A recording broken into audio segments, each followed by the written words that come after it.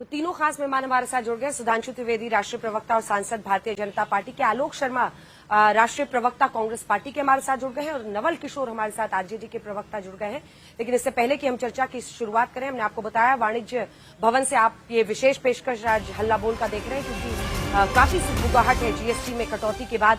और हमने बातचीत की है वाणिज्य और उद्योग मंत्री पीयूष गोयल साहब से, और पीयूष गोयल जी का ये कहना है, उन्होंने तीन बड़ी बातें कही आज तक के सामने। एक तो उन्होंने कहा कि ये जीएसटी के जरिए एक बहुत बड़ी राहत मिलेगी, उपभोक्ता बाजार है भारत, ऐसे में खरीदारी में इजाफा होगा तो रेवेन्यू का कोई लॉस नहीं होगा, ऐसा वो दावा कर रहे हैं। इसी के साथ साथ उनका ये कहना है कि आने वाले वक्त में बहुत तेजी से हम तीसरी सबसे बड़ी अर्थव्यवस्था बनने के लिए आगे बढ़ रहे हैं। दूसरी बड़ी खबर जो आज तक को पीयूष गोयल वाणिज्य मंत्री ने दी है, वो कह रहे हैं कि अमेरिका हमारा घनिष्ठ मित्र है, टैरिफ को लेकर और ट्रेड एग्रीमेंट को लेकर हमारी बातचीत हो रही है, और हम ये उम्मीद कर रहे हैं कि इस साल के अंत तक कम से कम एक शुरुआती तौर पर इस बायलैटरल ट्रेड एग्रीमेंट में एक शुरुआती हमारी समझ बन जाएगी और बायलैटरल ट्रेड एग्रीमेंट पर कुछ ठोस हो जाएगा भारत और अमेरिका के बीच में। तीसरी बड़ी बात उन्होंने कही है कि 50 वैकल्पिक बाजार है विश्व में जिन्हें हम देख रहे हैं। अगर 18% हमारे अमेरिका को जाने वाले सामान पर 50% टैरिफ लगा है, तो हम वैकल्पिक बाजार देख रहे हैं। 50 देशों में हम कोशिशें कर रहे हैं, और हमारा एक्सपोर्ट, जो बड़ा दावा पीयूष गोयल ने किया वो ये है कि हमारा एक्सपोर्ट पिछले साल से इस बार बढ़ेगा। उनका ये दावा है कि इस बार हमारा एक्सपोर्ट पिछले साल के मुकाबले हमारा निर्यात बढ़ेगा, और वो ये कह रहे हैं कि हम 50 देशों में वैकल्पिक बाजार देख रहे हैं। इसी के साथ साथ हम तमाम देशों के साथ ट्रेड एग्रीमेंट कर रहे हैं, जिसमें यूएई की उन्होंने चर्चा की, कतर की चर्चा की, सिंगापुर के प्रधानमंत्री आए हैं उसकी बातचीत की, यूके के साथ जो प्रधानमंत्री का कीर स्टामर यूके के प्रधानमंत्री के साथ जो फ्री ट्रेड एग्रीमेंट हुआ है उसकी उन्होंने बात की। लेकिन साथ ही ये भी कहा कि अब जिस तरह से भारत तैयारी कर रहा है, इस बार हमारा एक्सपोर्ट पिछले साल से बढ़ेगा। मुझसे इस खास बातचीत में पीयूष गोयल वाणिज्य और उद्योग मंत्री ने क्या कहा है, सुनिए। 50% टैरिफ ट्रंप का लगाना, और फिर ये कहना कि रशिया से भारत तेल खरीदता है इसलिए हम ये 25% ऐड कर रहे हैं, इसको आप किस तरह से देख रहे हैं? आपने पहले कहा था नवंबर तक एफटीए हो सकता है, आपकी उस पर क्या, ट्रेड एग्रीमेंट को लेकर अमेरिका से क्या? मुझे लगता है कि लगातार अलग अलग ट्रैक्स पे बातचीत अमेरिका के साथ चल रही है। अभी हाल में डिफेंस कोऑपरेशन के ऊपर भी उनकी मीटिंग हुई है, दोनों देशों की, यूएस और भारत की। एक बड़ा घनिष्ठ संबंध है यूनाइटेड स्टेट्स और भारत के बीच में, अच्छी मित्रता है हमारे नेताओं में, हम मंत्रियों के बीच में भी अच्छी मित्रता बन गई है। वर्षों से ये एक ऐसा रिश्ता है जो मजबूत होते जा रहा है। मुझे पूरा विश्वास है कि जो निर्णय फरवरी में लिया गया था कि इस वर्ष के अंत तक, फॉल तक, नवंबर तक एक पहला ट्रेंच बायलैटरल ट्रेड एग्रीमेंट का किया जाएगा, उस दिशा में जरूर कुछ ना कुछ अच्छी बातचीत से निर्णायक परिणाम निकलेगा। लेकिन पीयूष जी, वो लगातार अटैक कर रहे हैं इंडिया को, ट्रंप। मतलब हर दिन सुबह बस जैसे यहाँ पे शाम होती है तो लगता है कि अब वो क्या लिखने वाले हैं। ऐसा तो हमें नहीं दिखता है, पर वो कह रहे हैं वन साइडेड रिलेशनशिप था, ये इंडिया को ही बस इससे फायदा हो रहा था, हम तो इसमें सब कुछ गवा रहे थे। मुझे लगता है कि इसके ऊपर भी जैसे जैसे और जानकारियां पहुंचेंगी तो ठीक पिक्चर, ठीक परिचय भारत और यूएस के ट्रेड का उनको भी मिल जाएगा। उनके इकोनॉमिक एडवाइजर पीटर नवारो से लेकर जो तमाम लोग हैं, वो जो एससीओ समिट हुआ वहां पर तियानजिंग में चाइना में, उसको लेकर भी बहुत चर्चा कर रहे हैं कि चाइना और रशिया के साथ आप हर एक की अपनी अपनी राय हो सकती है, लेकिन भारत और यूएस के बीच में जो संबंध है वो गहरा भी है और वर्षों से है।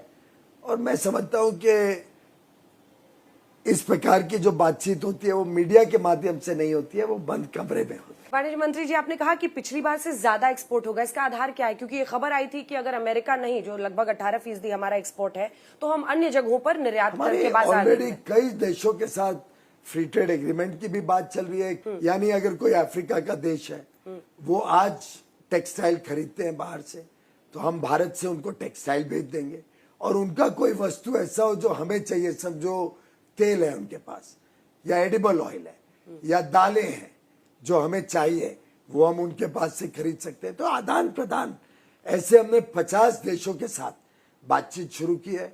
50 देशों के साथ अलग अलग ट्रैक्स पे अलग अलग वस्तुओं को लेकर चर्चाएं चल रही हैं। 4-5 दिन पहले मुंबई में यूएई के माननीय मंत्री आए थे। 2 दिवसीय हमारी चर्चाएं रही।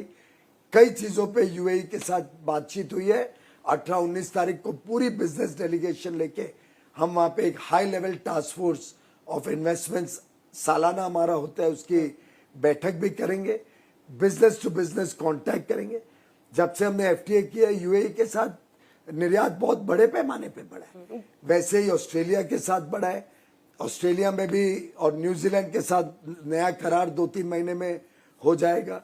ओमान का एफटीए कुछ हफ्तों में हो जाएगा।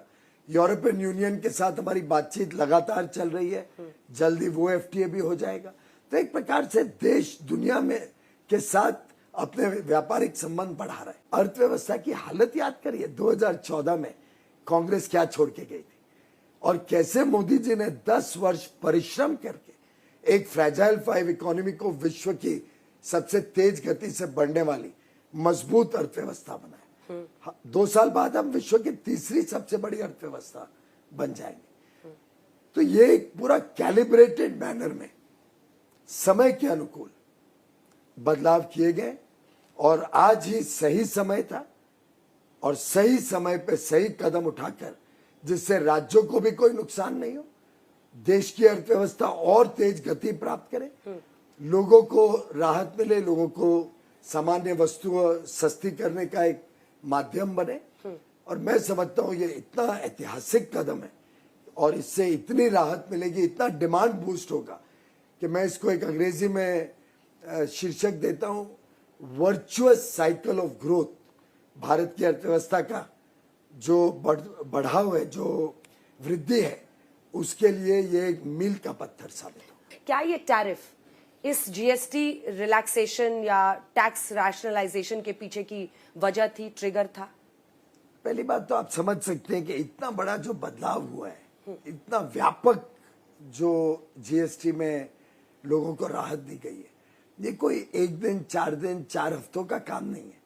ये तो 1 वर्ष से ऊपर ग्रुप ऑफ सेक्रेटरीज, हर राज्य के साथ सलाह मशुरा करना, ग्रुप ऑफ मिनिस्टर्स अलग अलग सब्जेक्ट पे, रेट रैशनलाइजेशन पे, प्रोसेस सिंप्लीफिकेशन पे, लोगों ने 1.5 साल इस पे काम किया। बिफोर टैरिफ्स आज से 1-1.5 साल पहले से काम शुरू हुआ, इलेक्शन के भी पहले से काम शुरू हुआ। तो ये कोई ओवरनाइट नहीं होता है। प्रधानमंत्री मोदी जी दूरदृष्टि से अपना काम करते हैं, बहुत आगे की सोचते हैं और ये काम उन्होंने शुरू कर दिया था ध्यान में रखते हुए कि लगभग अक्टूबर-नवंबर तक जो जीएसटी कॉम्पेंसेशन देना था वो पूरा हो जाएगा और हमारे हाथ में एक संभावना बनेगी कि हम जनता को राहत बड़े पैमाने पे दे पाएंगे। और उनके मार्गदर्शन में काम काफी समय से चल रहा था और लगभग एक प्रकार से समय अनुकूल है, क्योंकि इससे एक डोमेस्टिक डिमांड में जब उछाल आएगा तो जो अगर कोई इम्पैक्ट हमारे एक्सपोर्ट में हो, वैसे तो मैं मानता हूं इस साल का एक्सपोर्ट पिछले वर्ष से ज्यादा होगा,